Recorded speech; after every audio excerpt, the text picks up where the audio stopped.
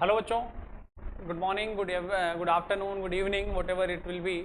तो अपन अभी जो लेक्चर है उसी को आगे बढ़ाते हैं। इंड्यूस्ड चार्ज मतलब अभी अपन ने ये डिस्कस कर लिया है कि ईएमएफ कितना होता है, मतलब ईएमएफ कैसे प्रोड्यूस होता है और उसका डायरेक्शन क्या होता है। उसके बाद अपन जो डिस्कस करने वाले हैं वो है इंड्यूस्ड करंट के बारे में, कि इंड्यूस्ड करंट कितना होता है और इंड्यूस चार्ज कितना होता है। भाई आप ये बोल रहे हो कि चार्ज इंड्यूस होता है, ईएमएफ इंड्यूस होता है, करंट प्रोड्यूस होती है, तो भैया होती कितनी है।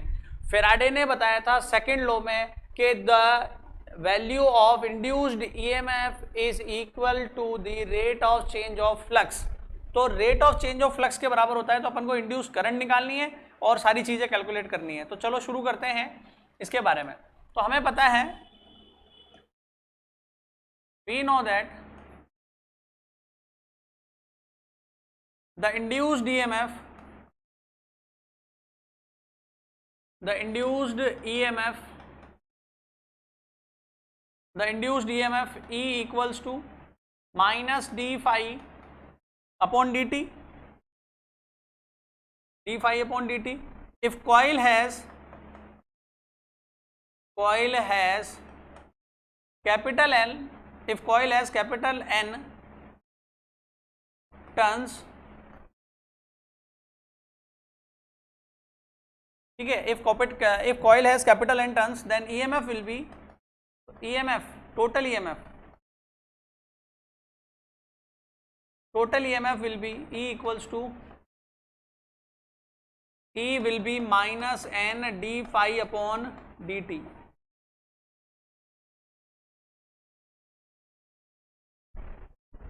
ठीक है, ये अपना पास में क्या आ गया, इंड्यूस्ड ईएमएफ आ गया। अब देखो अपन को पता है हमें क्या निकालनी है, इंड्यूस्ड करंट। तो इंड्यूस्ड करंट क्या होगी, इंड्यूस्ड, देखो पहले एक चीज मान लेते हैं, लेट द रेजिस्टेंस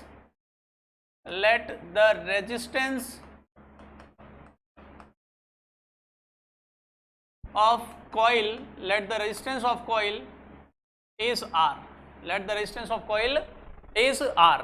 कितना रेजिस्टेंस है इसका, R रेजिस्टेंस है, is capital R, capital R इसका रेजिस्टेंस है। और सब जानते हैं ओम्स लॉ से, सब जानते हैं ओम्स लॉ, क्या जानते हैं ओम्स लॉ से, I होता है किसके बराबर, V अपॉन R के बराबर। किसके बराबर होता है, V वोल्टेज है और R क्या है, रेजिस्टेंस है। V क्या है, वोल्टेज, और R क्या है, रेजिस्टेंस है। तो यहाँ वोल्टेज की जगह कौन लेगा, EMF लेगा। तो अपन इसको लिख रहे हैं इंड्यूस्ड करंट, अपन लिख रहे हैं इंड्यूस्ड करंट। तो मैं लिख रहा हूं induced current, induced current small i equals to E upon R। कितना होगा बच्चों, E अपॉन R। तो E की वैल्यू प्रीवियस इक्वेशन से आप यहाँ रख देंगे तो ये आ जाएगा I विल बी, E की वैल्यू है minus N D phi upon D T, minus N D phi upon D T. अब एक बात आप, चलो अभी वो आगे बताऊंगा मैं, ठीक है। दूसरा फॉर्मूला हमारे पास में आ गया। नंबर थर्ड थिंग इज, तीसरी चीज अपन को निकालना है इंड्यूस चार्ज। तो अपन मान लेते हैं कि सपोज भाई करंट फ्लो कर रही है, तो आपको सबको पता है current is rate of flow of charge. मान लो कि टी टाइम या डेल्टा टी टाइम या डी टी टाइम में कितना चार्ज फ्लो कर गया, डी क्यू चार्ज फ्लो कर गया। तो let the D Q charge is flow in dt time, then dq will be I dt। कैसे, सब जानते हैं कि इलेक्ट्रिक करंट क्या होती है, rate of flow of charge. अगर स्मॉल टाइम इंटरवल है तो स्मॉल चार्ज फ्लो करेगा, राइट। तो अपन यहाँ dq में I की वैल्यू ऊपर से पुट कर देते हैं। तो अगर मैं इक्वेशन नंबर दे दूं इसको, कुछ ना कुछ इक्वेशन नंबर दे देते हैं इसको 2, प्रीवियस वाली को दे देते हैं इक्वेशन नंबर 1, और अभी अपन लिख देते हैं by equation 1, 2 and 3, by equation 1, 2 and by equation 2 and 3। तो क्या लिख सकते हो आप बताओ, by equation 2 and 3, by equation 2 and 3। बोलो क्या आएगा 2 एंड 3 से, 2 एंड 3 से क्या आएगा, बाय इक्वेशन 2 एंड 3 बोलो फटाफट, भैया आपन ने ये देख लिया D Q is equal to I D T, और आई की वैल्यू कितनी है माइनस एन अपॉन आर, देख लो minus N upon R D phi upon D T, ये आई की वैल्यू है, इनटू मल्टीप्लाई में कौन है डी टी है, तो minus N upon R D phi upon D T, और मल्टीप्लाई में कौन है डी टी, डी टी से डी टी कैंसिल हो जाएगा, तो D Q will be minus N upon R into D phi. अब अगर अपन क्या करते हैं, इसको इंटीग्रेट करते हैं, अगर इसको क्या करते हैं इंटीग्रेट करते हैं, कहाँ से कहाँ तक, चार्ज Q1 से Q तक, Q2 तक, और फ्लक्स कितना हो गया 0 से फाई तक। अगर फ्लक्स 0 से फाई चेंज हो रहा है तो, या फिर φ1 से φ2 चेंज हो रहा है, तो फ्लक्स स्टार्टिंग में मान लो 0 से Q तक चेंज हो जाएगा। तो if flux changes from φ1 to φ2, then total charge flow will be, क्या करोगे इंटीग्रेशन कर दो टोटल के लिए, D Q equals to minus N upon R D phi, और यहाँ डी फाई की लिमिट लगा दो कहाँ से कहाँ तक की, φ1 से लेकर के φ2 तक की इसकी लिमिट हो जाएगी। बताओ इसको सोल्व करोगे तो क्या आएगा, इधर लिख देता हूँ मैं ऊपर, बताओ डी क्यू का इंटीग्रेशन कितना हो जाएगा, Q minus N upon R D phi का, ये डी फाई है ना, डी फाई का इंटीग्रेशन हो जाएगा फाई की जब लिमिट रखोगे तो क्या आ जाएगा φ2 माइनस φ1, और इस माइनस को अंदर मल्टीप्लाई कर दो तो टोटल चार्ज कितना हो जाएगा N upon R φ1 minus φ2, right. तो ये टोटल चार्ज फ्लो करेगा किसके अंदर, सर्किट के अंदर, किसके अंदर बच्चों, सर्किट के अंदर, एन अपॉन आर φ1 माइनस φ2, तो ये टोटल चार्ज होगा। अब एक इंपॉर्टेंट बात जो आपको यहाँ पर ध्यान देना है कि जो चार्ज है उसकी वैल्यू टाइम पर डिपेंड नहीं है, मतलब इक्वेशन में डिवाइड में टी नहीं आ रहा, ये सीधा डेरिवेशन आपके आ सकता है, ध्यान रखना 2 नंबर का। तो मैं एक बात ये कहना चाह रहा हूं आपसे कि जो आपका इंड्यूस्ड करंट है उसमें नीचे टाइम आ रहा है, ठीक है, उसमें नीचे टाइम आ रहा है, ठीक है, और जो ईएमएफ है उसमें भी नीचे क्या आ रहा है, टाइम आ रहा है। तो याद करो मैंने आपसे कहा था फैराडे के फर्स्ट लॉ के अंदर, मुझे याद है ऊपर मैंने अंडरलाइन की थी एक बात कि if the bar magnet moving fastly towards or away from the coil, the amount of induced EMF or amount of induced current will increases. तो वो क्यों इंक्रीज करते हैं उसका रीजन समझ लो यहाँ पर, कि अगर आप फास्ट ले जाओगे ना तो जो टाइम आपका है, टाइम जो आपका उस मैग्नेट को आगे ले जाने का है वो टाइम कम हो जाएगा, और टाइम कम हो जाएगा तो ईएमएफ विल इंक्रीजेस। तो इसलिए कहा जाता है कि अगर कॉइल को फास्ट मूव कराया जाएगा तो ईएमएफ और उसकी इलेक्ट्रिक करंट तो चेंज हो जाएगी, लेकिन चार्ज चेंज नहीं होगा। चार्ज क्या होगा बच्चों, चार्ज जो है, charge is independent from time. तो ये बहुत इंपॉर्टेंट चीज है, आपको ध्यान होना चाहिए कि ईएमएफ, इंड्यूस्ड ईएमएफ और इंड्यूस्ड करंट, तो rate of change of flux, rate मतलब time, rate of change of flux पर डिपेंड करती है, जबकि जो चार्ज है वो ओनली चेंज ऑफ फ्लक्स पर डिपेंड करता है। ओनली किस पर डिपेंड करता है, चेंज ऑफ फ्लक्स पर डिपेंड करता है। तो इस बात को यहाँ लिख देना चाहिए, मैं यहाँ लिख देता हूँ आपके लिए, ये ध्यान रखना, इंपॉर्टेंट नोट है। क्या इंपॉर्टेंट है, पहली बात तो कि the induced EMF and induced current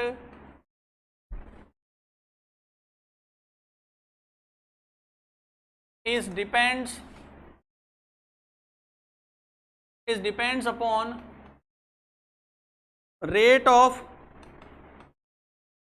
का मतलब टाइम हो गया, rate of change of flux, ठीक है, क्योंकि दोनों के फॉर्मूले क्या आए थे, बोलो, दोनों के फॉर्मूले क्या आए थे आपके पास में, E की वैल्यू आई थी, E की वैल्यू आई थी minus N D phi upon D T, ठीक है, चाहो तो यहाँ बी लगा सकते हो, कोई बड़ा इशू नहीं है। और दूसरा आपके पास जो आई आया वो कितना आया, minus N upon R D phi upon D T. या माइनस को मत देखना, ये माइनस केवल डायरेक्शन को बता रहा है, ये माइनस आपका मैथमेटिक्स वाला माइनस नहीं है ना, समझ में आ गई बात। तो ये इसका कैलकुलेशन होगा। तो दोनों इस पर डिपेंड कर रहे हैं। लेकिन second point, the flow of charge, second number, the induced charge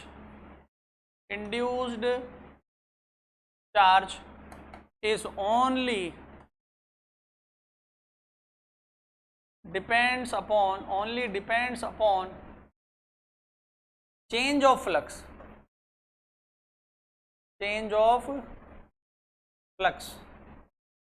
only depends upon change of flux. तो जो चार्ज इंड्यूस्ड हुआ है वो किस बात पर डिपेंड कर रहा है? ओनली चेंज ऑफ फ्लक्स पर। ये जो चार्ज है उसकी वैल्यू कितनी है? n upon R phi1 minus phi2, n upon R phi1 minus phi2, ये होगा। क्लियर होगी सबके बात? तो इस बात को अपन को ध्यान रखना है, ये दोनों पॉइंट इंपॉर्टेंट हैं। अब आगे बढ़ाते हैं बात को। नेक्स्ट आगे क्या दे रखा है? आगे दे रखा है Fleming's right hand rule. Right hand rule की हमें जरूरत ही नहीं है भाई, ठीक है, ये दे रखा है, अपन पढ़ लेते हैं, इसकी रीडिंग लगा लेते हैं। वैसे अपन ने इंड्यूस्ड करंट की डायरेक्शन पहले ही निकालना सीख ली है लेंज में, कि n पास आएगा तो n बना दो, s पास आएगा तो s बना दो, n दूर जाएगा तो s बना दो, और s दूर जाएगा तो n बना दो। ये अपन ने पहले ही सीख लिया है, समझ लिया है। अब देखो यहाँ पर क्या कह रहा है ये, कि अगर अपन हाथ को इस तरीके से ओपन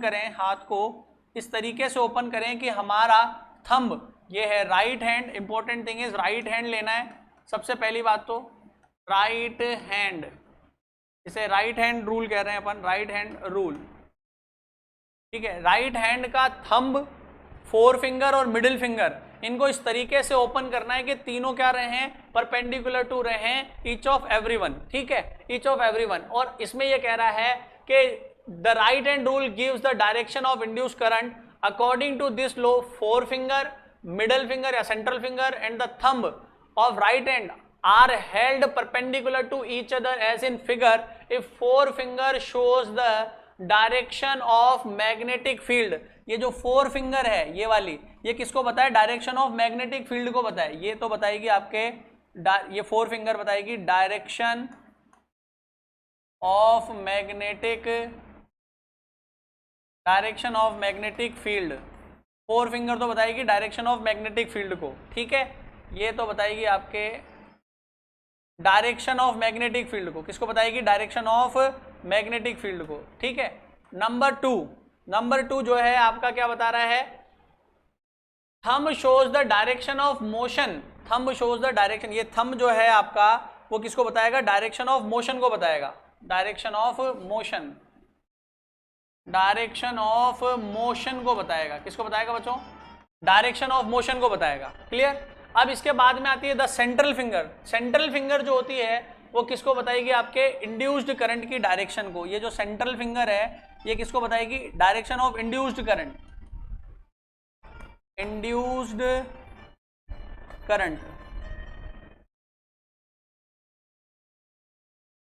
ठीक है। तो ये बेसिक बात है, बहुत अपने को पहले से पता है, इसका रूल का अपने को यूज कहीं नहीं करना है, लेकिन बस ध्यान रखना है कि भाई ऐसा कुछ होता है, ठीक है। आपको इतना सा सवाल पूछा जा सकता है कि फ्लेमिंग का राइट हैंड रूल किसके लिए यूज होता है? मल्टीपल चॉइस क्वेश्चन की मैं बात कर रहा हूं, आपसे बार बार बोल रहा हूं, मल्टीपल चॉइस क्वेश्चन और शॉर्ट टाइप क्वेश्चंस पर इस बार फोकस रहेगा एग्जामिनर का। और हो सकता है कि एग्जाम का पैटर्न इसी तरीके से डिसाइड हो कि मल्टीपल चॉइस ज़्यादा से ज़्यादा संख्या में आए, शॉर्ट टाइप क्वेश्चन हो, टाइम पीरियड कम हो एग्जाम का, तो हो सकता है ऐसा, ठीक है। चलो आगे बढ़ते हैं। आगे क्या है? अब आ जाता है next, induced EMF in a conductor. Induced EMF in a conductor, किसी कंडक्टर में कितना ईएमएफ इंड्यूस्ड होता है उसकी बात। Induced EMF in a conductor road moving uniform magnetic field. Magnetic field में यूनिफॉर्म चलती हुई एक मैग्नेटिक फील्ड में एक रोड है, ध्यान से देखना, और ये किसी यूनिफॉर्म मैग्नेटिक फील्ड में चल रही है, ठीक है। और यहाँ जो यूनिफॉर्म मैग्नेटिक फील्ड है वो कितना है? बी है। कितना है बच्चों? बी है। और ये कैसे टाइप का है? डॉट टाइप का है। कैसे टाइप का है? Dot type. मान लो मैग्नेटिक फील्ड यहाँ कैसा है? डॉट है, विच इज यूनिफॉर्म, मतलब सब जगह एक जैसा है। सब जगह कैसा है बेटा? एक जैसा। ये यूनिफॉर्म है, यूनिफॉर्म मैग्नेटिक फील्ड है। और इस यूनिफॉर्म मैग्नेटिक फील्ड के अंदर क्या हो रही है? ये रोड ऐसे v वेलोसिटी से आगे बढ़ रही है, v वेलोसिटी से आगे बढ़ रही है। अब देखो क्या होता है इसके अंदर, ध्यान से सुनना। इसके अंदर क्या होता है, जैसे ये रोड आगे चलेगी, ये इसका सिरा A है, ये इसका एंड B है।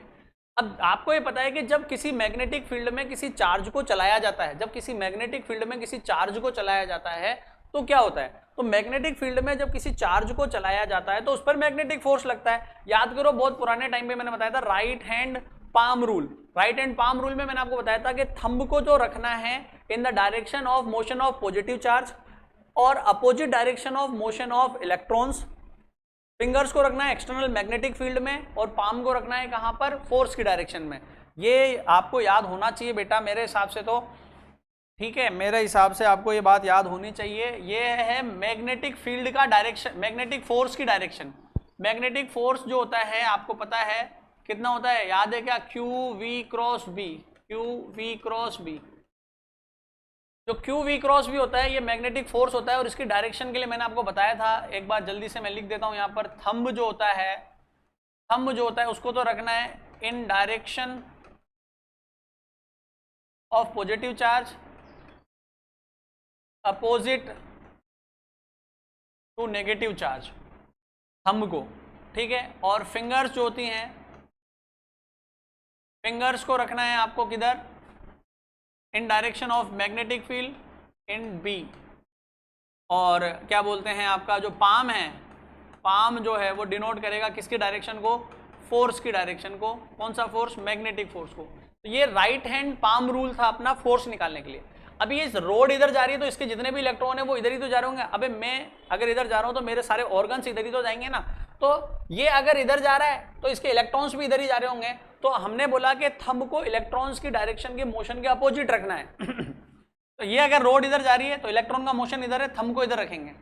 फिर फिंगर्स, फिंगर्स को रखना है डॉट मैग्नेटिक फील्ड है। डॉट का मतलब क्या होता है, आउटवर्ड डायरेक्शन में। डॉट का मतलब क्या है, बाहर की तरफ। तो मैग्नेटिक फील्ड बाहर है, पाम किधर की ओर आएगा, ऊपर की तरफ। दोबारा सुनो, इलेक्ट्रॉन्स इधर जा रहे हैं, थंब को रखना है opposite to negative, opposite to negative, dot magnetic field, और पाम जाएगी ऊपर। तो सारे के सारे इलेक्ट्रॉन किधर मूव करेंगे, ऊपर की तरफ। अब इलेक्ट्रॉन जब ऊपर जाएंगे तो ऊपर वाली जो साइड है वो कैसी होती जाएगी, नेगेटिव होती जाएगी। और नीचे से इलेक्ट्रॉन की डेफिशिएंसी आएगी। इलेक्ट्रॉन की deficiency creates positive charge, creates positive charge. Positive charge is nothing, it is the deficiency of electron. Positive charge कुछ नहीं होता, ठीक है। पॉजिटिव चार्ज तो डिफिशिएंसी होती है, नेगेटिव चार्ज होता है जो होता है, ठीक है। पॉजिटिव होता है, प्रोटॉन होते हैं, ऐसा नहीं कह रहा मैं, लेकिन मैं जब बोल रहा हूं कि जहां हम प्लस बनाते हैं ना, इसका मतलब वहां कोई आया नहीं है, वो डेफिशिएंसी को बता रहा है कि यहां पर इलेक्ट्रॉन की कमी हो गई है, ठीक है। और जितना चार्ज ऊपर जनरेट हो जाएगा उतना ही नीचे पॉजिटिव जनरेट हो जाएगा। तो जो इलेक्ट्रॉन आपका यहां पर चल रहा था, इलेक्ट्रॉन जो आपका यहां पर चल रहा था बच्चों, उसके साथ क्या हुआ, ये जो इलेक्ट्रॉन यहां चल रहा था,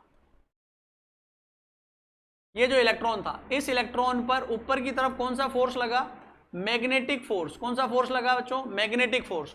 अब क्या होगा, ऊपर बहुत सारे इलेक्ट्रॉन इकट्ठे हो चुके हैं। ऊपर क्या हो चुका है, बहुत सारे इलेक्ट्रॉन इकट्ठे हो चुके हैं। तो उन इलेक्ट्रॉनों पर क्या हो रहा है, मैग्नेटिक फोर्स लग रहा है, लेकिन बहुत सारे इलेक्ट्रॉन हो गए। अब वो इलेक्ट्रॉन नए इलेक्ट्रॉन को क्या कर रहे हैं, भगा रहे हैं कि भैया ठीक है बहुत आ गए यहाँ पर। अब इलेक्ट्रॉन इलेक्ट्रॉन रिपल्शन चल रहा है और ये पॉजिटिव चार्ज उसको क्या कर रहा है, अट्रैक्ट करेगा। अब पॉजिटिव चार्ज इलेक्ट्रॉन को अट्रैक्ट करने लग जाएगा। पहले पॉजिटिव कम था, इतनी पावर नहीं थी, कर पहले भी रहा था, लेकिन अब जो है वो एक अच्छी स्ट्रेंथ में आ गए हैं। तो अब ये क्या करेंगे, इसको अपनी तरफ अट्रैक्ट करेंगे और अब नीचे की तरफ इलेक्ट्रिक फोर्स लगना स्टार्ट हो जाएगा। कौन सा फोर्स लगने लग जाएगा बच्चों, इलेक्ट्रिक फोर्स। और जब मैग्नेटिक फोर्स और इलेक्ट्रिक फोर्स दोनों की वैल्यू सेम हो जाएगी तो फिर क्या होगा, फिर इस इलेक्ट्रॉन पर ऊपर वाला फोर्स नीचे वाला फोर्स जब इक्वल हो जाएगा तो इनका चलना बंद हो जाएगा। किसका चलना बंद, इलेक्ट्रॉन्स का चलना बंद हो जाएगा। तो अपन को क्या क्या दिख रहा है यहाँ पर कि ये जो रोड है इसकी लेंथ कितनी है, मान लो इसकी लेंथ कितनी है, एल है। लेंथ कितनी है, एल। एल लेंथ की रोड है, बी मैग्नेटिक फील्ड में है और चल रही है आगे की तरफ विद वेलोसिटी v। अब हमारे को इसके अंदर जो ईएमएफ इंड्यूस्ड हुआ है, इसके भाई ईएमएफ कैसे सर, अरे ये सेल बन गया ना एक, ये इट इज इक्विवेलेंट टू, ये एक सेल हो गया। एक साइड पॉजिटिव कर दिया आपने और एक साइड नेगेटिव कर दी, तो ये एक सेल बन गया। ये एक सेल बन गया बच्चों जिसका ईएमएफ कितना है, ई है, जिसका ईएमएफ कितना है, ई। अब अगर मैं यहाँ पर एक बल्ब लगा दूं तो यहाँ से इलेक्ट्रिक करंट ऐसे चलने लग जाएगी और बल्ब क्या करने लग जाएगा, ग्लो करने लग जाएगा। तो अपन लिख सकते हैं, देखो इसके अंदर आगे क्या क्या लिख के दे रखा है इन्होंने, उसी के हिसाब से। Magnetic force on electron from A to B. देखो मैग्नेटिक फोर्स किधर से किधर लगा था, ए टू बी, याद करो ये मैग्नेटिक फोर्स जो था भाई F M is, F M क्या है, एफ एम क्या है, मैग्नेटिक फोर्स क्या है बच्चों, मैग्नेटिक फोर्स है, एफ एम क्या है, मैग्नेटिक फोर्स है, और एफ ई क्या है, इलेक्ट्रिक फोर्स है। कौन सा फोर्स है, इलेक्ट्रिक फोर्स। इसकी डायरेक्शन क्या है, ये तो तुम्हारे समझने के लिए लिखा हुआ है रेड कलर वाला, इसको मत लिखना। एफ एम क्या है, मैग्नेटिक फोर्स है, इसकी डायरेक्शन क्या है, ए टू बी, डायरेक्शन है इसकी A to B, direction A to B, ठीक है। और इसकी डायरेक्शन क्या है, बी टू ए, नेगेटिव पर पॉजिटिव की तरफ फोर्स लगता है, तो इसकी डायरेक्शन क्या है, बी टू ए। अगर ये मान ले कि इस जो चार्ज है, इलेक्ट्रॉन का चार्ज Q है, तो बताओ अगर इलेक्ट्रॉन का चार्ज Q मान लिया जाए तो बताइए कितना मैग्नेटिक फोर्स लगेगा। इफ, मैं नीचे लिख देता हूं, if the charge on electron is Q, then magnetic force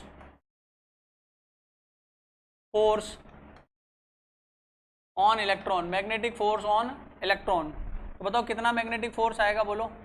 magnetic force आएगा QVB साइन थीटा। भाई थीटा पता है आपको क्या होता है, ये QV और B के बीच में, तो वेलोसिटी इधर है, B किधर है, बाहर की तरफ है, तो वेलोसिटी और B परपेंडिकुलर हो गए, तो इस वजह से यहाँ साइन कितना हो जाएगा, 90 हो जाएगा, साइन 90। और बताओ इसकी डायरेक्शन किधर से किधर है, डायरेक्शन है B टू A, B से A की डायरेक्शन में लग रहा है ये। तो बताओ मैग्नेटिक फोर्स कितना आ गया आपके पास में, QVB साइन 90, साइन 90 कितना, 1 हो जाएगा, तो magnetic force will be QVB, finally QVB। अब बताओ आगे, तो magnetic force on electron is from A to B, सही लिखा है ना, B टू A नहीं, A to B, sorry, magnetic force किधर है, A टू B, ये किधर है, A टू B, ठीक है। अब आगे बढ़ो, along the length of conductor due to drift of electrons there is excess, drift का मतलब उनके चले जाने की वजह से, drift of electron there is excess of electrons at the B end पर आपने देखा है कि इलेक्ट्रॉन्स इकट्ठे हो गए हैं, and the deficiency of electron at end A, hence there is excess of negative charge at B, excess of positive charge at A, due to accumulation of opposite charge at the both ends of the rod, a static electric field get developed between the edges, मतलब एक electric field produce हो चुका है, एक तरफ positive आ गया, एक तरफ नेगेटिव आ गया, तो इलेक्ट्रिक फील्ड बन जाएगा पॉजिटिव से नेगेटिव की तरफ, ठीक है। get developed between the edges, the drift process due to motion of conductor continuous till the force on electron due to electric field balanced by the force of magnetic field, force on electrons of charge Q, charge Q जो है due to electric field E electric field की वजह से कितना force लगेगा, सबको पता है, E इलेक्ट्रिक फील्ड की वजह से फोर्स लगेगा FE इक्वल्स टू QE, सबको पता है। और ये जो था वो कौन सा फोर्स था तुम्हारा, मैग्नेटिक फोर्स FM, जिसकी वैल्यू है QVB, कितनी वैल्यू है इसकी, QVB। अब यहाँ पर कितना फोर्स लग जाता है, QE, कितना लग जाता है, QE। ये हो गई इक्वेशन नंबर 2 और इसका नाम रख देते हैं अपन इक्वेशन नंबर 1, ठीक है। अब थोड़ी देर बाद क्या होता है, मैंने आपको बताया था कि ऊपर मैग्नेटिक फोर्स और नीचे इलेक्ट्रिक फोर्स जब दोनों इक्वल हो जाते हैं तो इन इक्विलिब्रियम मैं लिख सकता हूं, in equilibrium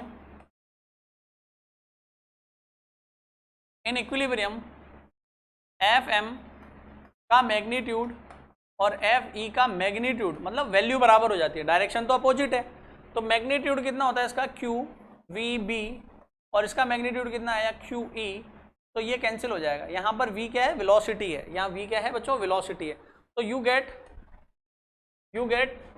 QVB, VB equals to E, अरे VB इक्वल्स टू कितना आ गया अपने पास में E, तो अपन लिख सकते हैं VB इक्वल किसके हो गया, E के, VB equals to E, clear होगी बात यहाँ पर। अब VB इक्वल्स टू E आ गया तो इससे अपन मैग्नेटिक अपन को तो EMF चाहिए, EMF कैसे लेकर आए, तो इलेक्ट्रिक फील्ड और ये इसके अंदर एक रिलेशन होता है, इलेक्ट्रिक फील्ड और पोटेंशियल के अंदर एक रिलेशन होता है। देखो अपन जो चार्ज है, अब अगर बताओ मैं यहां से किसी इलेक्ट्रॉन को ऊपर लेकर जाऊं तो क्या मुझे कार्य करना पड़ेगा, वर्क डन मुझे करना पड़ेगा, क्यों, क्योंकि इलेक्ट्रॉन को वो वाले माइनस अब रिपेल करेंगे। तो अगर मैं इन इलेक्ट्रॉन्स को एल डिस्प्लेस करूं, कितना डिस्प्लेस करूं, एल डिस्प्लेस करूं, तो मुझे वर्क करना पड़ेगा। तो मैं क्या लिख सकता हूं, the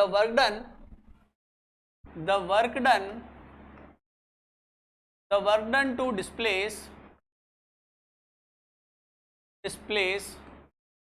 Q charge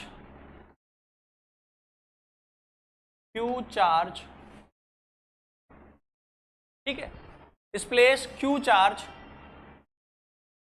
to L length, L length तक डिस्प्लेस करने में कितना वर्क डन होगा। तो सबको पता है कि वर्क डन होता है Q इंटू एल।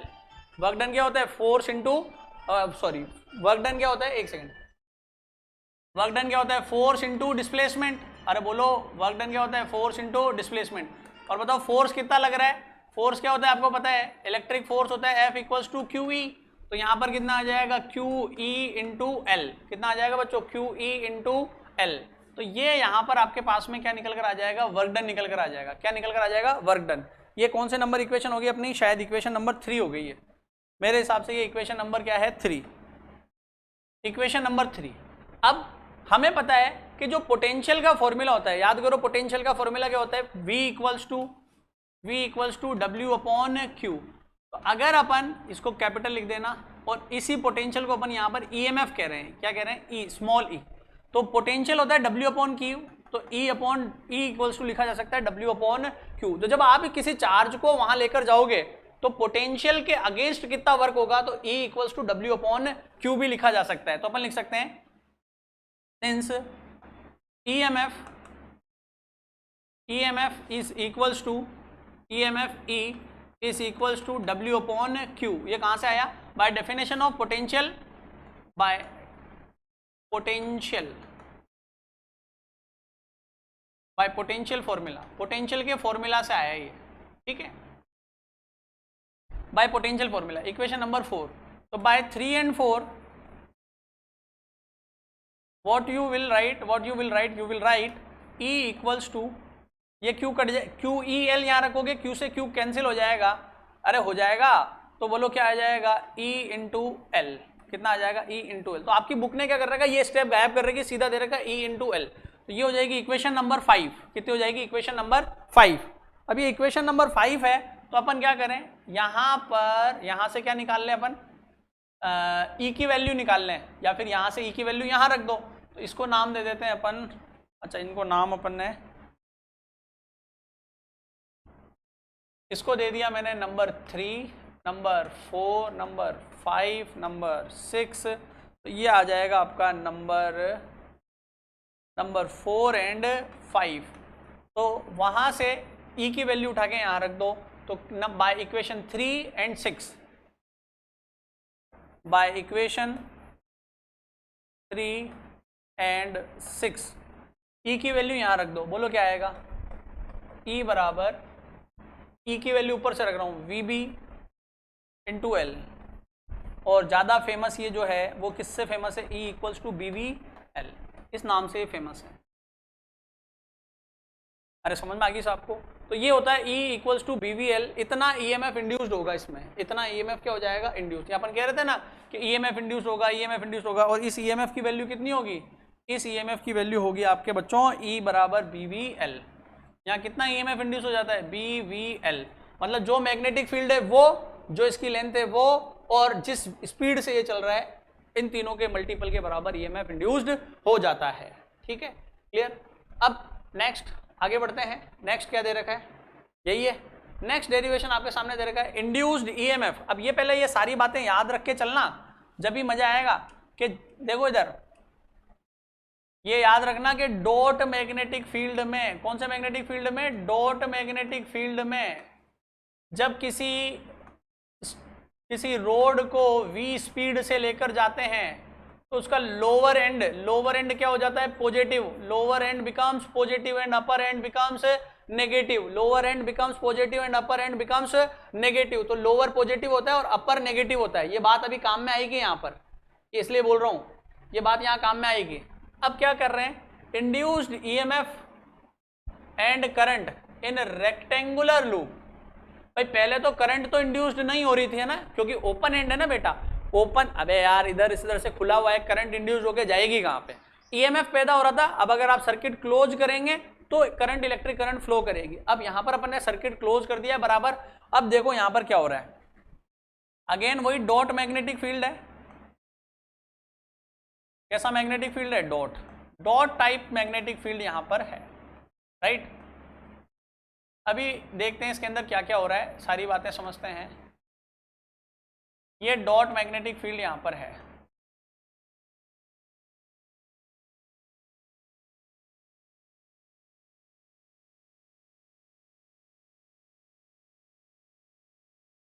ठीक है। और ये जो है, ये जो लूप है, इस दिस लूप इज, अच्छा एक और बात खास है, moving in non uniform. The important thing is now the magnetic field is non uniform. Non uniform का मतलब होता है जो मैग्नेटिक फील्ड वेरी कर रहा है डिस्टेंस के साथ में, टाइम के साथ में। याद रखना, नॉन यूनिफॉर्म वो होते हैं जो टाइम और डिस्टेंस पर डिपेंड करते हैं, वो नॉन यूनिफॉर्म होते हैं। और जो टाइम और डिस्टेंस पर डिपेंड नहीं करते हैं वो कैसे होते हैं, यूनिफॉर्म होते हैं। जैसे आपने इलेक्ट्रिक फील्ड में पढ़ा हुआ है, कंडक्टिंग शीट का कितना आता है, सिग्मा अपॉन एप्सिलॉन नॉट।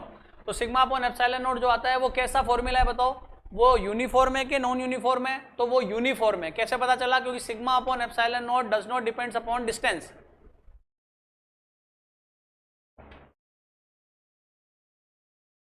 लेकिन अगर अपन बात करें किसकी अपन बात करेंगे इसकी, पॉइंट चार्ज का इलेक्ट्रिक फील्ड क्या था, के क्यू अपॉन आर स्क्वायर, तो वो डिस्टेंस डिपेंडेंट है। और जो डिस्टेंस डिपेंडेंट होगा वो क्या होगा बच्चों, डिस्टेंस डिपेंडेंट जो भी होगा वो क्या होगा, बोलो फटाफट, वो होगा नॉन यूनिफॉर्म। तो यहाँ पर जो मैग्नेटिक फील्ड लगा हुआ है वो नॉन यूनिफॉर्म है। और डॉट है, डॉट का मतलब आपको पता है कैसा होगा, परपेंडिकुलर होगा, आउटवर्ड होगा, परपेंडिकुलर आउटवर्ड।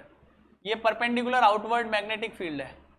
यहाँ पर B1 है, यहाँ पर B1 है, और यहाँ पर क्या है, B2 है, अलग अलग है, दोनों जगह पर कैसा है, अलग अलग है, ठीक है, ठीक है। अब यहाँ एक अपन ने क्या करा, एक रेक्टेंगुलर लूप लिया है जिसका नाम मैंने रखा है ABCD। क्या नाम रखा है बच्चों, ABCD। और ये जो लूप है, ये लूप आगे की तरफ जा रहा है कितनी स्पीड से, V स्पीड से। कितनी स्पीड से जा रहा है आगे, V स्पीड से। तो बताओ आफ्टर सम टाइम ये वाली जो साइड होगी वो थोड़ी देर बाद तो यहाँ आगे, जब आगे आ जाएगी ना यार, जब ये अगर V स्पीड से आगे जा रहा है तो ये वाली जो साइड है वो साइड तो थोड़ी आगे बढ़ जाएगी, ये वाली साइड इस तरीके से आगे बढ़ जाएगी। तो ये जो चीज़ है वो आगे शिफ्ट हो जाएगी, ठीक है, विद सर्टेन डिस्टेंस। अगर मान लो ये V स्पीड से चल रहा है तो बताओ डेल्टा t टाइम में ये कितना आगे बढ़ जाएगा। तो सबको पता है कि डिस्टेंस जो होती है, डिस्टेंस होती है स्पीड इनटू टाइम। अरे डिस्टेंस क्या होती है, स्पीड इनटू टाइम। कितनी स्पीड से चल रहा है ये, V स्पीड से, और कितना टाइम ले रहा है ये, डेल्टा t टाइम ले रहा है। तो V डेल्टा t, कितना टाइम ले रहा है ये, V डेल्टा t। तो ये डिस्टेंस होगी, क्लियर। मैंने यहाँ पर लिखा हुआ है ये जो डिस्टेंस इसने ट्रेवल करी है, ये जो डिस्टेंस इसने ट्रेवल करी है, तो ये डिस्टेंस कितनी है, V डेल्टा t। कितनी है बच्चों, V डेल्टा t। डिस्टेंस बराबर स्पीड इनटू टाइम। अगर ये V स्पीड से चल रहा है, डेल्टा t इसने टाइम लिया है, तो distance travel by this loop will be V delta t। In a figure a conducting rectangular loop or coil is placed perpendicular to non uniform. Perpendicular है क्योंकि ये तो ऐसे रखा हुआ है, मैग्नेटिक फील्ड ऐसे है, डॉट है, परपेंडिकुलर है। Non uniform magnetic field, suppose magnetic field is B1 of arm AB। जो AB वाली है उस पर कितना मैग्नेटिक फील्ड है, B1 है, ठीक है। और CD पर कितना मैग्नेटिक फील्ड है, B2 है, राइट। यहां पर AB पर B1 है और CD पर क्या है, B2 है, right. Coil move with the velocity v perpendicular to magnetic field in such a way that direction of velocity is perpendicular to arm AB and CD। क्या कह रहा है ये कि वेलोसिटी v जो है वो मैग्नेटिक फील्ड के परपेंडिकुलर है, ठीक है। मैग्नेटिक फील्ड तो बाहर है और वेलोसिटी इधर है, ठीक है, तो परपेंडिकुलर है ये, ठीक है, परपेंडिकुलर है, okay. Arm AB and CD। आगे बढ़ते हैं। तो suppose the length of arm AB and CD is L। ये भी दे रखा है कि जो ये आर्म है इसकी लेंथ कितनी है, L है। और ये रेक्टेंगल है तो ये तो साइड दोनों ही बराबर होगी ना बे, ये दोनों की लेंथ कितनी होगी, L ही होगी, ठीक है। अब आगे क्या कह रहा है, distance travel by the coil in small time interval delta T. बताओ small time interval delta T में कितनी डिस्टेंस ट्रेवल होगी? तो डिस्टेंस विल बी बोलो, distance will be V delta T. और उसको मैं चाहूँ तो x नाम दे देता हूँ। कितना नाम दे देता हूँ? x। डिस्टेंस ट्रेवल हो जाएगी x या डेल्टा x मान लो, delta x will be v delta t। ये डिस्टेंस इसने ट्रेवल कर ली है। क्या ट्रेवल कर ली है? डिस्टेंस ट्रेवल कर ली है। ठीक है, अब अपन को ये बताना है कि ये जो डिस्टेंस इसने ट्रेवल की है, तो ये मान लो कि b1 is greater than b2। मान लो कितना? b1 is greater than b2। अगर b1 b2 से बड़ा है तो इसका मतलब ये ज्यादा मैग्नेटिक फील्ड से कम मैग्नेटिक फील्ड में जा रहा है। और मैंने आपको बताया था फ्लक्स चेंज होना चाहिए, तो phi equals to B A cos theta. तो बी ए और थीटा में से कोई भी एक चेंज कर दो तो फ्लक्स चेंज हो जाता है। तो ये b1 से b2 में जा रहा है तो फ्लक्स b चेंज हो रहा है तो फ्लक्स चेंज होगा, फ्लक्स चेंज होगा तो EMF इंड्यूस होगा। तो फ्लक्स कितना चेंज होगा? तो ये तो इसकी लेंथ है और ये इसका एरिया है। तो ये जो एरिया है, ये जो एरिया होगा ए डैश बी बी डैश, तो ये जो नया एरिया आएगा वो एरिया कितना हो जाएगा? बोलो, length into width, length into width. तो इस पार्ट से जो फ्लक्स होगा वो कितना एसोसिएट होगा? बताओ, flux from side A B, from side A B. बताओ साइड ए बी से कितना फ्लक्स होगा? साइड ए बी से फ्लक्स होगा मान लो φ1, तो φ1 की वैल्यू कितनी आएगी? बोलो, फाई होता है b इंटू ए, तो b1 इंटू एरिया। तो बताओ एरिया कितना आएगा? चेंज इन एरिया लिख देते हैं इसको, क्योंकि एरिया इंक्रीज हो रहा है ना। b1 डेल्टा A1, तो बताओ डेल्टा A1 कितना आएगा? बोलो जल्दी से। b1 तो b1 है मैग्नेटिक फील्ड, एरिया होता है लेंथ इंटू विड्थ, तो उसकी लेंथ तो ये है और विड्थ कितनी है? डेल्टा x, और डेल्टा x कितना हो जाएगा? v delta t। अरे समझ गए क्या? लेंथ इंटू विड्थ, तो ये हो जाएगा एरिया। इसको दे देते हैं चाहो तो इक्वेशन नंबर 1। अब बताओ similarly flux from side CD वाली जो साइड है उससे कितना फ्लक्स होगा? φ2 होगा। सर φ1 φ2 अलग अलग क्यों है? अबे मैग्नेटिक फील्ड अलग अलग है ना, b1 और b2, डेल्टा A2, पर एरिया तो सेम ही है क्योंकि रेक्टेंगल है। जितना ये लूप इधर से आगे बढ़ेगा उतना ही तो यहाँ से आगे बढ़ेगा। तो ये डिस्टेंस भी कितनी होगी? ये डिस्टेंस भी v डेल्टा t ही होगी। ये डिस्टेंस भी कितनी होगी बच्चों? v डेल्टा t ही होगी। लेंथ ये, विड्थ ये, तो बताओ क्या आएगा? डेल्टा A विल बी, बोलो जल्दी से फटाफट, नीचे लिख देता हूँ। φ2 की वैल्यू कितनी आएगी? b2, डेल्टा A की value L v delta t, right. ये हो गई इक्वेशन नंबर 2। हमें क्या निकालना है? Induced EMF। तो देखो ध्यान से, इंड्यूस्ड EMF कितना आएगा? ये रहा तुम्हारा induced EMF। Since induced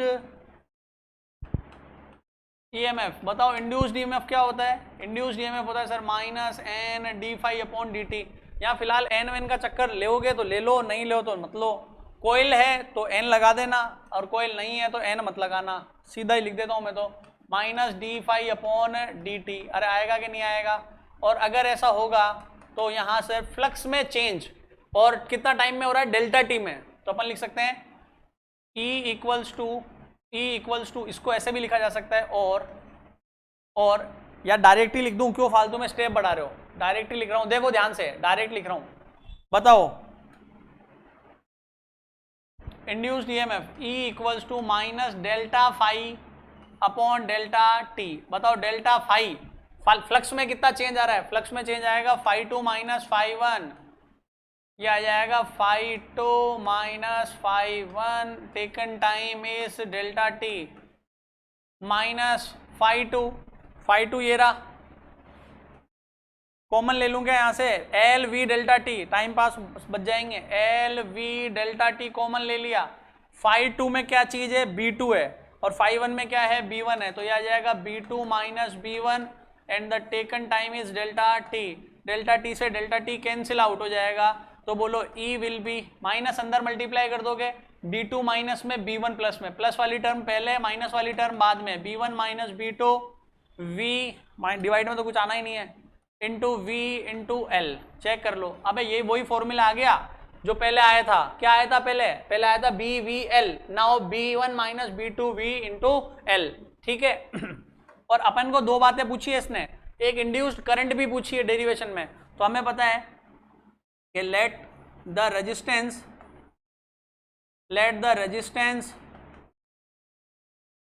of coil, अगर कॉइल का resistance let the resistance of coil is R, तो बोलो इंड्यूस्ड करंट कितनी होगी, बोलो बच्चा। इंड्यूस्ड करंट होगी भैया I equals to minus N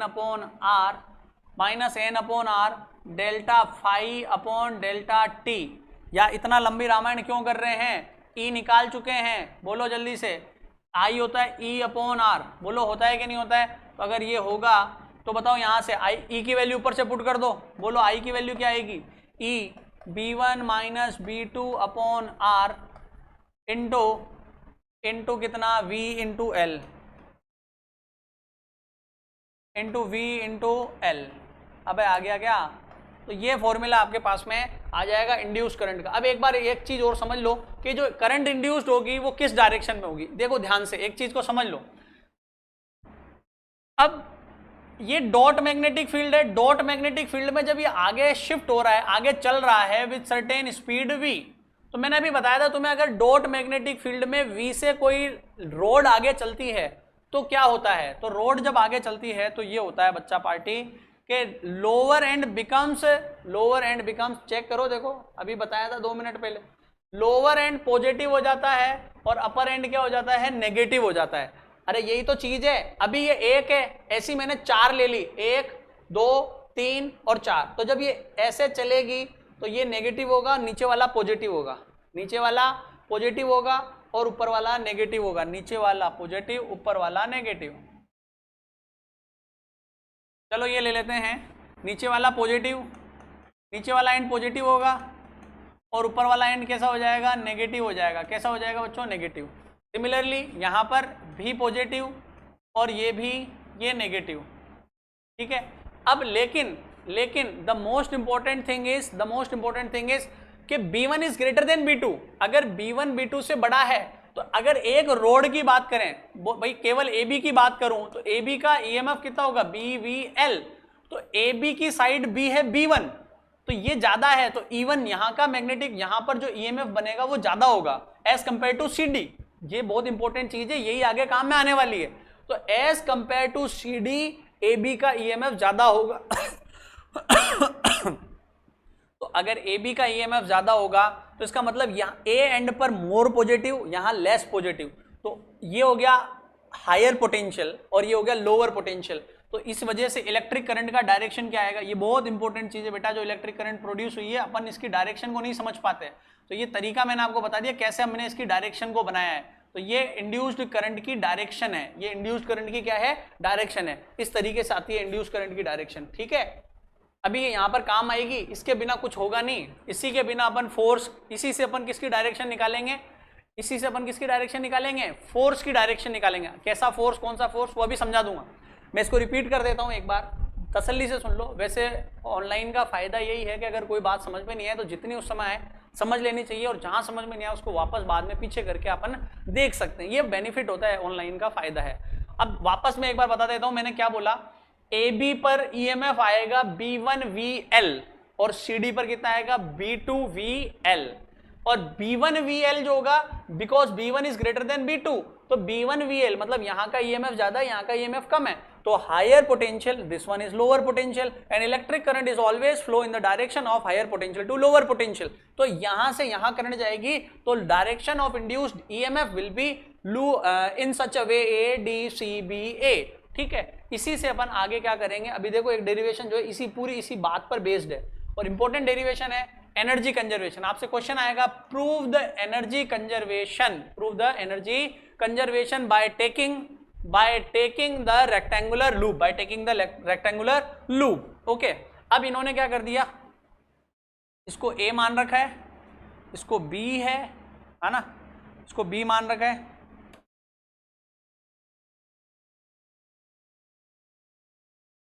ये A ले लिया इन्होंने, इस बार ये ले लिया B। अब ध्यान से देख लेना, इसको C ले रखा है, जो ले रखा है उसी हिसाब से बता रहा हूँ, आपकी बुक के डायग्राम में ले रखे हैं यहाँ पे।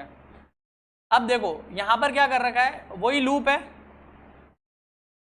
बस ए बी ऊपर नीचे कर दिए, ए बी ये हो गया और सी डी ये कर दिया इन्होंने। वही v स्पीड से चल रहा है, तो थोड़ी देर बाद आपको ऐसा दिखेगा कि ये कुछ आगे बढ़ गया, और आपको पता है कि ये कितना आगे बढ़ता है, ये v डेल्टा t आगे बढ़ता है। कितना आगे बढ़ता है, v delta t in time interval delta t।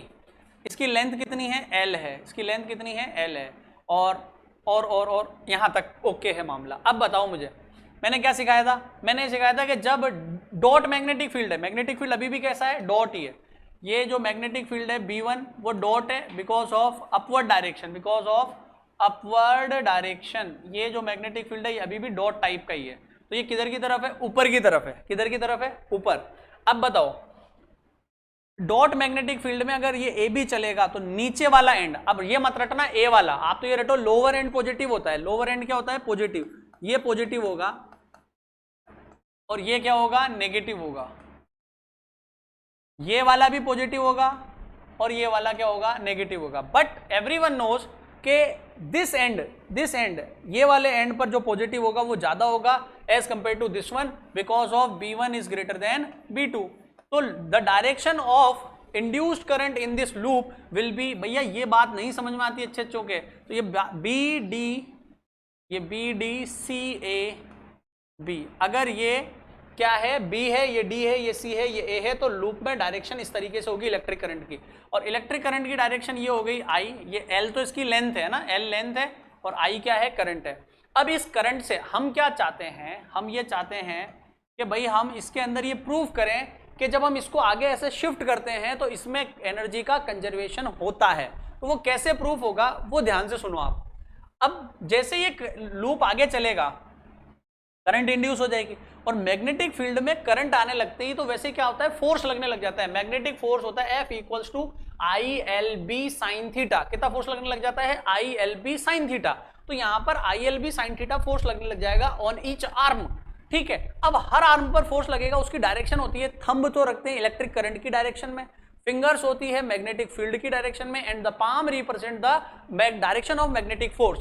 तो अभी बताओ इसमें इलेक्ट्रिक करंट किधर है, इलेक्ट्रिक करंट नीचे, मैग्नेटिक फील्ड किधर है, ऊपर है, तो फोर्स किधर आएगा, इधर की तरफ आएगा। ये बहुत इंपॉर्टेंट है बेटा, इस बात को आपको अच्छे से समझ में आना चाहिए, और फिर बाद में तुम्हें रटना है तो रटते रहना, तो लास्ट में तुम्हें यही पता नहीं चलेगा कि डायग्राम में आंख बंद कर करके रटते रहे, तो ये ऐसे होगा, इधर इधर, ये इधर इधर। अबे ये कोई सिस्टम है कि यार, साइंस है यार, ये थोड़ी तो इज्जत कर लो इसकी।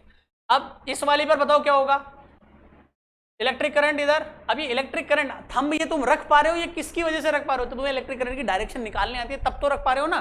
तो ये इधर मैग्नेटिक फील्ड बोलो किधर है, ऊपर, फोर्स इधर लगेगा, लगेगा कि नहीं लगेगा, बिल्कुल लगेगा। इसको अपन ने नाम दे रखा है F1, इसको नाम दे रखा है F3। इस वाले की बात करो, ये वाली डायरेक्शन इधर, ये बाहर किधर लगे, अरे डॉट है ना बाहर, ये नीचे की तरफ लगेगा F2, और ये हो जाएगा तुम्हारा F4। देख लो इधर, ये इधर मैग्नेटिक फील्ड किधर है, बाहर, परपेंडिकुलर, अरे बाहर की तरफ है ना, ये ऊपर का मतलब, मैं ऊपर दिखाने का मतलब है ये बाहर की तरफ है, डॉट का मतलब होता है प्लेन के परपेंडिकुलर आउटवर्ड। तो ये फोर्स कितना आ जाएगा, ये फोर्स हो जाएगा F1, F2, F3 और ये F4, ये क्या हो जाएगा, F4। अब मुझे बताओ, ये सब फोर्स लग रहे हैं, देखो F4 और F2 जो है ना वो मैग्नीट्यूड में सेम है और डायरेक्शन में अपोजिट है, तो ये एक दूसरे को कैंसिल कर देंगे। तो सर जी ये F1 और F3 भी तो है ना, ये कैंसिल नहीं करेंगे, नहीं करेंगे। क्यों नहीं करेंगे, उसका रीजन मैं बता सकता हूं। F1 जो है उसकी वैल्यू कितनी होगी, F1 की वैल्यू होगी, F होता है ILB, ठीक है, तो यहां पर होगा I तो I है, L इसकी भी लेंथ L है, उसकी भी लेंथ L है, तो यहां होगा ILB1, और F3 कितना होगा, ILB2।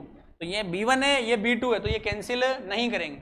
तो सर यहाँ भी तो है, अबे नहीं है, यहाँ ये आधा B1 में आधा B2 में, तो ये भी आधा B1 में, ये भी आधा, मतलब यहाँ और यहाँ सिमिलरिटी है, यूनिफॉर्मिटी है, ये और ये सिमिलर है, तो ये तो कैंसिल कर देंगे। यहाँ सिमिलरिटी नहीं है, यहाँ B1 है, यहाँ B2 है, यहाँ ऊपर B1 B2 दोनों, यहाँ B1 B2 दोनों, F4 F2 कैंसिल करेंगे, F1 F3 कैंसिल नहीं होंगे। अब देख लो इधर फटाफट जल्दी से, in a figure conducting loop ABCD is placed, ABCD is placed, ABCD, perpendicular to non-uniform field, let the loop moves with velocity v due to motion of wire AB in magnetic field. Positive charge accumulate at the end of A, at end A and negative at end B. अब ये देख इसने कबाड़ा कर दिया यहाँ पर.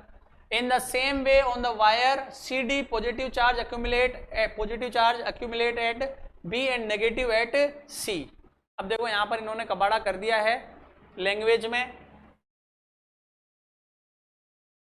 में कबाड़ा कर दिया है. ये अपन इसकी डायरेक्शन जो है वो तो बिल्कुल एकदम सही आई है, बस ये नाम यहाँ इसमें सही करने अपने को है ना भाई. इलेक्ट्रिक करंट की डायरेक्शन देखो इन्होंने क्या दे रखी है, आगे इलेक्ट्रिक करंट की डायरेक्शन दे रखी होगी B1 is greater than B2. एक सेकेंड.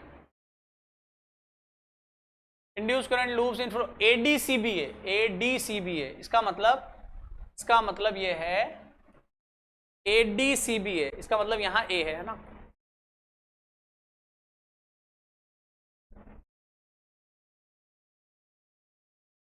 ये तो सही है ना. ADC ये भी है. अब लैंग्वेज भी सेट हो जाएगी है ना भाई. मेरे को जैसा डायग्राम में था मैंने उसी के ऊपर ओवरराइट किया था. अब चेक कर लो. अब चेक करो, लैंग्वेज चेक करते हैं कि due to motion of wire A B in magnetic field positive charge accumulate at the end A. बिल्कुल सही बात है. पॉजिटिव चार्ज है एट एंड ए दिखाई दे रहा है हमें, ठीक है. And negative at B, right. In same way on the wire C D the charge accumulate at the end D. At end D, ये डी है. Negative at C. अब पॉजिटिव चार्ज डी पर आ रहा है, नेगेटिव इस पर आ रहा है ना. अब बताओ आगे. If B1 is greater than B2 then amount of positive charge at end A is greater than end D. अरे बोलो, यहाँ का जो पॉजिटिव चार्ज है which is greater than the positive charge at D, it means ये higher potential, ये lower potential. तो electric current इस डायरेक्शन में होगी. अरे होगी कि नहीं होगी. तो फिर द लूप, ये बहुत इंपॉर्टेंट है बेटा, रटना पड़ता है बच्चों को. मेरे हिसाब से मैंने समझाने की पूरी कोशिश की है और पूरा मैं जस्टिफाई कर पा रहा हूँ इस चीज को. ADCBA डायरेक्शन में होगी. Let the induce current is I by the force on current carrying conductor in magnetic field, the force on length arm AB पर कितना फोर्स लगेगा. AB पर फोर्स अपन ने F1 नाम दिया है और उसकी वैल्यू होगी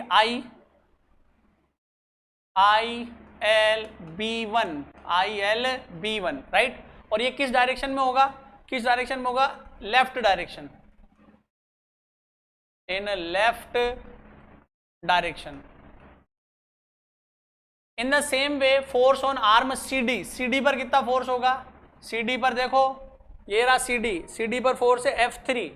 बोलो F3 पर कितना होगा. F3 will be I. Current तो एक ही है, लेंथ सेम है, रेक्टेंगल है, और बट मैग्नेटिक फील्ड अलग अलग है. तो ये हो जाएगा आपका equation number 2 in right direction. ठीक है. Resultant of these two forces, इन दोनों फोर्स का रिजल्टेंट क्या होगा. तो बताओ इनका दोनों का रिजल्टेंट क्या आएगा. इनका रिजल्टेंट आएगा F नेट, या F ही लिख दूं. इनका रिजल्टेंट होगा F1 माइनस F2. क्यों सर F1 माइनस F2 क्यों. अरे F1 बड़ा है ना यार भाई. तो F1 माइनस F2, तो IL कॉमन आ जाएगा B1 माइनस B2. मैं इसको लिख सकता हूँ B1 minus B2 into I into L, equation number 3. Force F कौन कौन बच गया. 3 एंड 4. F2 ही था क्या ये. एक मिनट रुक जाना भाई. F3 था ये. F3 था मार साहब. F1 and F3. अरे ठीक है यार, आप इसको F1 बोला, इसको F2 बोला, इसको F3 बोल दिया ना. तो कौन कौन ने कैंसिल किया ये, और कैंसिल कौन कौन हुए. F1, F2, F3, F4. F2 और F4 कैंसिल हो गए. F2 and F4. और B, ये कौन कौन सी आर्म का नाम देख लो कौन सी है. BC और AD. BC and AD are equal in magnitude, opposite in direction, hence they cancel each other. When a loop travels distance VT in T time towards, और VT की जगह V delta T भी लिख सकते हो आप. V delta T in delta T time towards right side, work done against the force F is. मतलब अगर ये V डेल्टा T चले तो कितना फोर्स, कितना वर्क डन करना पड़ेगा F फोर्स की वजह से। तो सबको पता है कि वर्क डन क्या होता है, force into displacement, force into displacement. बताओ कितना फोर्स लग रहा है, नेट फोर्स क्या है, नेट फोर्स क्या है, नेट फोर्स बोलो, यही तो है नेट फोर्स। अरे नेट फोर्स यही तो है बच्चा पार्टे, यही तो है नेट फोर्स, यही तो फोर्स लग रहा है भाई। सुनना मेरी बात ध्यान से, इधर लग रहा है F1, इधर लग रहा है F3। अब F1 बड़ा है, इधर वाला खींचने वाला बड़ा है। यार इधर देखो ना, आप इस बात को समझो ना, F1 बड़ा है, F3 छोटा है, F1 बड़ा है, F3 छोटा है। अब नेट फोर्स किधर लगेगा, इधर, लूप इधर ले जा रहे हैं, स्पीड इधर है और फोर्स इधर लग रहा है। तो सोचो अगर आप इसको आगे खिसकाना चाहोगे तो आपको काम करना पड़ेगा कि नहीं करना पड़ेगा, नहीं यही बात समझ में मेरे भाई। तू इसको V शुरू से सुन, इसको अपन जैसे आगे बढ़ाएंगे, ये जैसे आगे बढ़ेगा इसमें इंड्यूस्ड हो जाएगी करंट। जब करंट इंड्यूस हो जाएगी तो ये लगेंगे ILB। भाई आई प्रोड्यूस होगी नहीं तब तक तो फोर्स ही नहीं होगा। तो अब क्या होगा, तुम जब इसको इधर ले जा रहे हो, स्टार्टिंग में तुम्हें जोर नहीं आएगा, लेकिन जैसे जैसे तुम आगे बढ़ाओगे आई पैदा होती जाएगी, आई पैदा होती जाएगी तो फोर्स लगने लग जाएगा लेफ्ट डायरेक्शन में। लेकिन फिर भी तुम तो मान नहीं रहे, इधर ले जा रहे हो, तो फिर आपको क्या करना पड़ेगा, you have to do some work. और वो वर्क कितना होगा, वर्क होगा फोर्स इनटू डिस्प्लेसमेंट। अगर हम इधर ले जाना चाहते हैं तो एटलीस्ट जितना फोर्स उधर लग रहा है उतना ही फोर्स मैं इधर लगा दूं, तो ये विदाउट एक्सीलरेशन, अगर जितना फोर्स उधर लग रहा है इतना ही फोर्स अगर इधर लगा दे तो विदाउट एक्सीलरेशन ये इधर चलने लग जाएगा। तो हमें क्या करना है, इसको इधर चलाना है तो हमें सेम इतना ही फोर्स लगाना पड़ेगा। तो कितना फोर्स लगाना पड़ेगा, इतना। तो यहां पर मैं लिख सकता हूं W इक्वल टू फोर्स, ये रहा B1 माइनस B2 IL, और डिस्प्लेसमेंट कितना हुआ है बोलो, V डेल्टा T। इसको मैंने नाम दे दिया इक्वेशन, इतना काम करना पड़ेगा, इक्वेशन नंबर 4, इक्वेशन नंबर 4। और हमें एक बात पता है कि इंड्यूस्ड करंट, बताओ इंड्यूस्ड करंट कितनी होती है, इंड्यूस्ड करंट की वैल्यू और पुट कर दो यहाँ पे। इंड्यूस्ड करंट आई, याद करो पिछले लेक्चर में B1 माइनस B2, पिछले लेक्चर मतलब पिछले डेरिवेशन में B1 minus B2 LV upon में R। अरे E अपॉन R थी ना यार, ये E यही तो आएगी इंड्यूस्ड करंट। अब इस वैल्यू को ऊपर पुट कर दो। कौन सी नंबर इक्वेशन चल रही है तुम्हारी, 4 नंबर, इसको नंबर 5 दे दो, बाय 4 एंड 5, बाय 4 एंड 5। बताओ क्या लिख सकते हो, जल्दी बोलो। अब आपके क्या चल रहा है, वर्क डन। तो बताओ वर्क का फॉर्मूला कितना आएगा, इधर ध्यान से देखो, B1 minus B2 IL V delta T, B1 minus B2, B1 minus B2 IL V delta T, ये चल रहा है हिसाब किताब। अब यहाँ I की वैल्यू रखनी है, I की वैल्यू देखो B1 माइनस B2 यहाँ रखोगे तो स्क्वायर हो जाएगा, L रखोगे L का स्क्वायर हो जाएगा, V रखोगे V का स्क्वायर हो जाएगा, डेल्टा T उतना है ही नहीं, डिवाइड में कितना R। नहीं आया समझ में, हद होती है रे यार, निकम्मे पने की भी हद होती है। B1, ये जो प्रीवियस इक्वेशन है वो क्या थी, B1 minus B2, B1 minus B2 IL V delta T। I की वैल्यू ये रही, रखो यहाँ I की वैल्यू B1 माइनस B2, ये L V अपॉन R, ये I की वैल्यू पुट करिए यहाँ पे। अब बताओ, और ये तो I L V delta T, L V delta T। अब तो बता दो निकम्मो कि कितना आएगा, ये डायरेक्ट ही बता दो ना यार, क्यों तड़ रहे हो। B1 माइनस B2 का होल स्क्वायर हो गया, बोलो होगा कि नहीं होगा, L इंटू L, L का स्क्वायर हो गया, V इंटू V, V का स्क्वायर हो गया, डेल्टा T और R बच जाएगा। अब तो क्लियर है, फालतू में स्पेस कम है इसलिए मैं दुख पा रहा हूँ इतना, अब समझ में भी आना चाहिए, स्पेस भी कम है तो फिर थोड़ा सा दुख पाती आएगा मेरे और तुम्हारे, तो क्या आएगा। अब बताओ यहाँ क्या हो जाएगा, square L square V square delta T upon कितना, अपॉन में कितना R, चेक कर लो यही आएगा, V delta T, L square हो चुका है, V स्क्वायर हो चुका है, L स्क्वायर हो चुका है, V स्क्वायर, डेल्टा T का स्क्वायर नहीं होगा, R होगा। तो इतना आपको वर्क डन करना पड़ेगा। This is equation number 6। और बताओ, जब किसी भी लूप में आई करंट फ्लो करती है तो उसमें क्या प्रोडक्शन होता है? हीट का प्रोडक्शन होता है। किसका प्रोडक्शन होता है? हीट का। तो heat production, heat produced due to, heat produced due to electric current. Electric current की वजह से हीट क्या प्रोड्यूस होगी? तो उस प्रोड्यूस्ड हीट की वैल्यू कितनी होगी? आपको पता है formula I square R T. Heat का फॉर्मूला कितना होता है? I square R T. और टाइम कितना है? Delta T. Heat produced due to electric current in delta T, in delta T time. डेल्टा टी टाइम में बात कर रहे हैं, तो यहां पर हीट का प्रोडक्शन कितना होगा? बोलो। ये हो जाएगा डेल्टा टी से multiply, putting the value getting the answer. Equation 5 इसको देते हैं 7। अपन लिख सकते हैं bye 5 and 7, bye 5 and 7।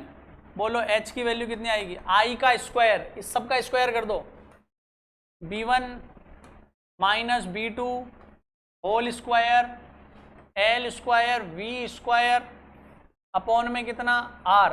b1 minus b2 square l square v square upon में कितना? r into delta T, into क्या इक्वेशन 7, 6 और 8, इक्वेशन 6 और 8, we see that power delivered by the external force is equal to the thermal power developed in the loop. This is consistent with the law of energy of conservation. ये कहना चाहता है, मैं शुद्ध हिंदी में लिख देता हूँ, इस बात को शुद्ध तरीके से लिख देता हूँ थोड़ा सा। इसने थोड़ी लैंग्वेज थोड़ी जहरीली हो गई है, ये इसको मैं इजी कर देता हूँ। अरे इसके कहने का मतलब है, जो आपने वर्क डन किया ना, आपका वर्क डन कितना आया? बोलो, आपका वर्क डन बोलो कितना आया? इक्वेशन नंबर इसको देखो ना आप, आपका वर्क डन देखो 6 नंबर। आपका जो वर्क डन आया, वो कितना आया? b1 माइनस b2 का स्क्वायर, b1 माइनस b2 का square, l square v square delta T upon r। तो आपका वर्क डन जो है वो किसके रूप में निकल गया? हीट के रूप में। मतलब हीट जो प्रोड्यूस हो रही है वो फ्री में नहीं आ रही, आप काम कर रहे हो और हीट प्रोड्यूस हो रही है। तो it is proved, this is proved the work done, थोड़ा इजी लैंग्वेज में कर देता हूं, the work done W is converted in form of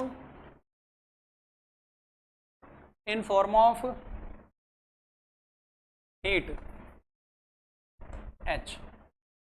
तो अपन क्या कह सकते हैं यहाँ पे? बोलो क्या कह सकते हो? क्या कहोगे आप? क्या कह सकते हो आप? ये बताओ। Hence proved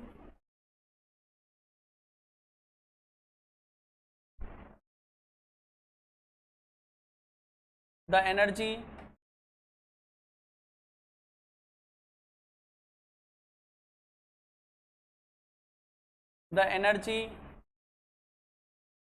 is conserved। Energy क्या होगी? कंजर्व्ड होगी। अरे बात समझ में आ गई सबके?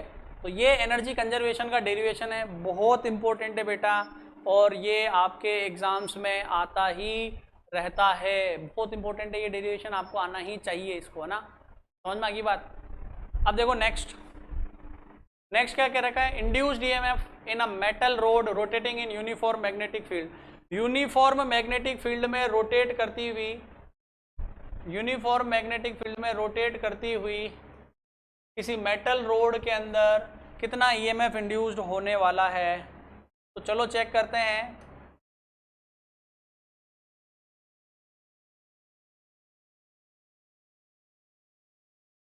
ये एक रोड है,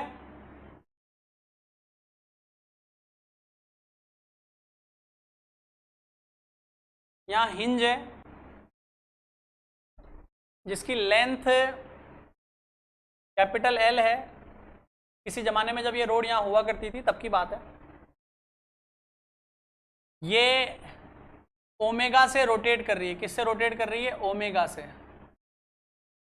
ठीक है, क्रॉस टाइप का मैग्नेटिक फील्ड है।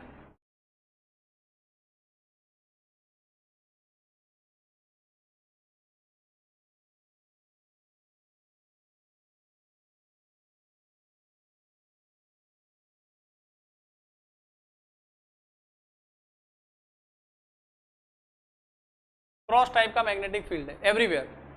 अब हमने क्या करना है, ये जो रोड चल रही है भाई, ये चल भी तो रही है ना, आगे भी तो बढ़ रही है ना, तो हमने क्या किया, यहां से एक सर्टेन डिस्टेंस ले ली स्मॉल एल, यहां एक छोटा सा एलिमेंट ले लिया मैंने।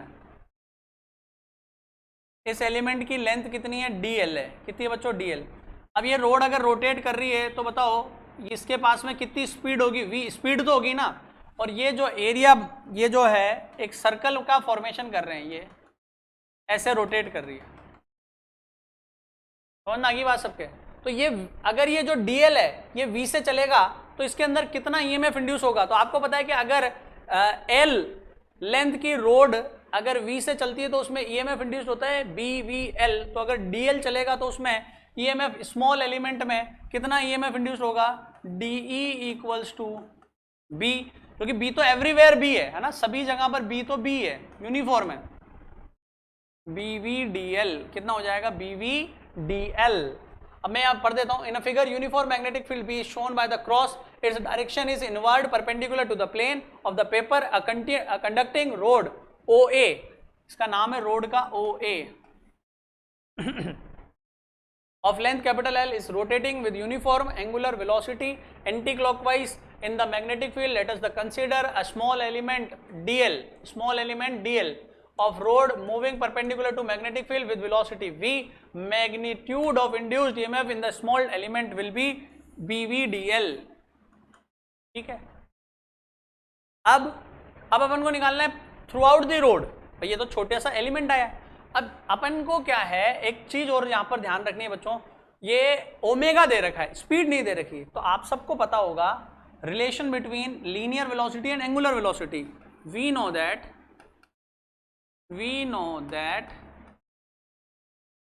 v equals to R omega. तो यहाँ r की जगह भाई जहां एलिमेंट लिया है ना आपने, ये जो एलिमेंट लिया है आपने, उसकी लेंथ लेंगे तो आर ओमेगा। भाई ये एलिमेंट एक अलग ही सर्कल में घूम रहा है, तो v equals to R omega. तो ये स्मॉल एल लेंगे, है ना, इस एलिमेंट पर सारी बातें हो रही है। तो ये ऐसा होगा, तो अपन क्या लिख सकते हैं? DE विल बी v की जगह L ओमेगा DL। इसको इंटीग्रेट कर दो। अगर अपन पूरी रोड के लिए निकालें, for complete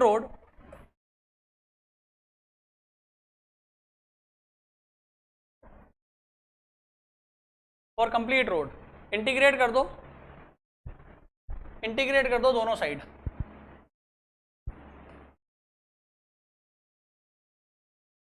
B omega L D L, 0 से एल कितना? कैपिटल, 0 से ई। भाई आप ये जो स्मॉल एलिमेंट लिया है, ये जो एलिमेंट है वो छोटे से छोटा कितना हो सकता है? 0, और बड़े से बड़ा कितना हो सकता है? पूरी रोड के बराबर। तो यहाँ पर लिमिट ऐसे लगेगी, डी का इंटीग्रेशन होगा E, B omega L D L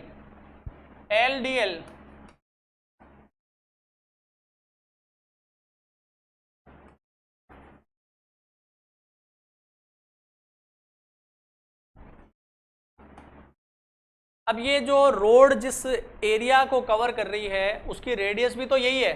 ये जो सर्कल इसने बनाया है, इस सर्कल का एरिया अगर मैं ए लिख दूं तो मैं लिख सकता हूं कि जो एरिया होगा bye covering this road A will be, बोलो एरिया क्या होगा? पाई आर स्क्वायर, तो पाई एल स्क्वायर हो जाएगा। और इसको थोड़ा सा अगर अपन लिखें, ओमेगा होता है 2 पाई एफ, ओमेगा कितना होता है? 2 पाई एफ।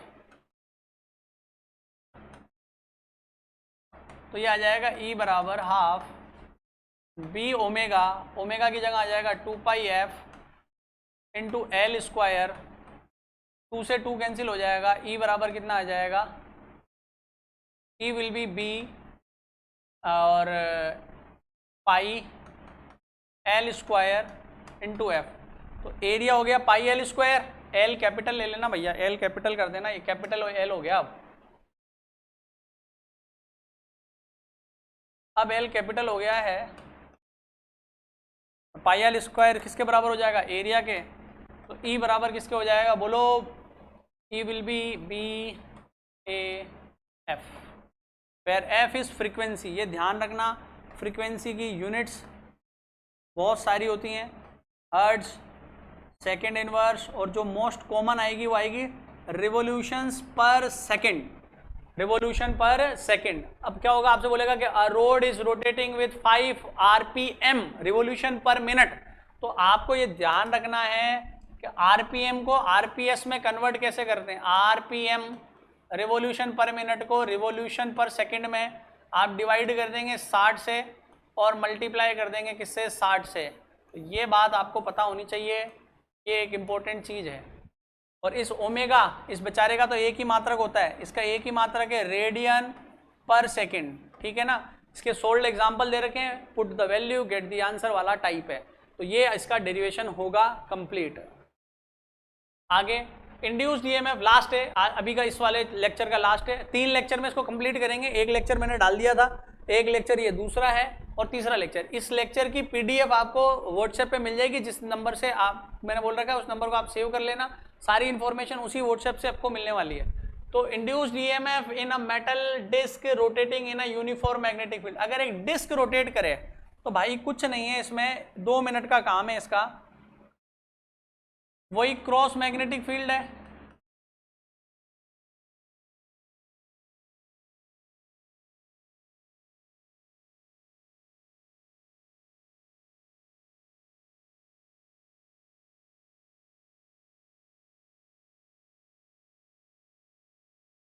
और एक डिस्क है, इस बार डिस्क है तो डॉट डॉट से नहीं बनाएंगे। ये डिस्क है जिसकी रेडियस है कुछ r, ये O है, ये कोई पॉइंट A है, rotating with omega, rotating with omega. अब देखो एकदम सिंपल है यार, कुछ नहीं है इसमें, 2 मिनट का काम है। फटाफट बताओ, अगर मैं इस रोड को, रोड भाई बहुत सारी रोड से मिलकर बना हुआ मान सकता हूँ, और बताओ एक रोड जो है उसके अंदर कितना ईएमएफ आया था, अभी बताओ, half B omega L square. तो ऐसी बहुत सारी रोडों को अगर मैं मिला दूं तो क्या बन जाएगी, एक डिस्क बन जाएगी। अरे बनेगी क्या नहीं बनेगी, तो भैया एक का होता है half B omega L square, तो पूरे का कितना होगा, तो पूरे का भी half B omega L square होगा। सर ये कैसे हो गया, एक का है इतना तो सबका तो टोटल ज्यादा होना चाहिए। नहीं होगा बच्चों, क्यों नहीं होगा, उसका कारण मैं बता रहा हूँ। आपने एक कॉम्बिनेशन पढ़ा होगा, पैरेलल कॉम्बिनेशन। कौन सा combination, parallel combination. Parallel combination में क्या होता है, पैरेलल कॉम्बिनेशन के अंदर ये होता है कि अगर एक का ईएमएफ V है तो बाकी सबका भी V होगा। हमारे घर में टोटल सप्लाई 220 वोल्ट है, तो हमारे बल्ब को भी 220 मिल रहा है, फैन को भी 220 मिल रहा है, कैमरा को भी 220 मिल रहा है, सबको वोल्टेज कितना मिल रहा है, 220 वोल्ट मिल रहा है। तो वो पैरेलल कैसा पता चलता है, पैरेलल का पता चलता है कि 2 पॉइंट एक ही जगह पर हो। जैसे मान लो ये है, अब ये इसके साथ ये सब इसी पॉइंट पे जुड़ रहे हैं, ये पैरेलल है। तो यहां पर पैरेलल कैसे है, क्योंकि एक पॉइंट तो सेंटर पर है और दूसरा सरकमफेरेंस पर है। बताओ इस जो एक और रोड लोगे आप, उस रोड का क्या होगा, उसका भी एक सेंटर है, दूसरा सरकमफेरेंस। तीसरी रोड लोगे उसका भी है, चौथी का भी यही, पांचवी का भी यही। अब समझ में आ गई बात। तो कुल मिला के कहने का मतलब ये है कि भैया सारी की सारी किस में जुड़ी हुई होंगी, ये सारी की सारी जुड़ी हुई होंगी आपके किस, कौन से ऑर्डर में, पैरेलल में। तो पैरेलल में एक का वोल्टेज V है तो सबका भी V होगा। ये रामायण यहाँ लिखी हुई है कि भैया uniform magnetic field B is perpendicular to plane paper है, inward in shown figure by cross a metallic disc, radius r is rotating in this magnetic field with angular velocity omega. In the plane of paper, anticlockwise disc can be considered as the made up of many rods having one common end at the O of the disc and the other end at the circumference. दूसरा and कहाँ मानोगे आप, circumference पर मानोगे, ठीक है। Length of each rod is L equal to radius small r. Radius को small r ले रखा भाई साहब ने, तो रेडियस स्मॉल r ले लो, तुम्हारे कहाँ जोर आ रहा है, रेडियस स्मॉल r है। आगे दे रखा है due to rotation of magnetic field EMF will induced across each road, the end at the center is positive, at the circumference is negative. EMF across each road is given by E equals to, बोलो, half B omega L square. Each road पे इतना होगा, half B omega L square. because EMF across each road is same and these are connected in parallel. The important thing is parallel. Hence the resultant EMF across the center and the circumference of the disc will be also half b omega L square. पूरी disc का भी यही आएगा. तो omega कितना होता है अभी बताया था, ओमेगा बराबर 2πf. अगर ये 2πf होगा तो वैल्यू पुट करो, हाफ बी ओमेगा की जगह 2πf इंटू एल स्क्वायर. 2 से 2 कैंसिल हो जाएगा तो ई की वैल्यू आ जाएगी b into pi into L की जगह r कर देना यार, यहाँ रेडियस r दे रखी है.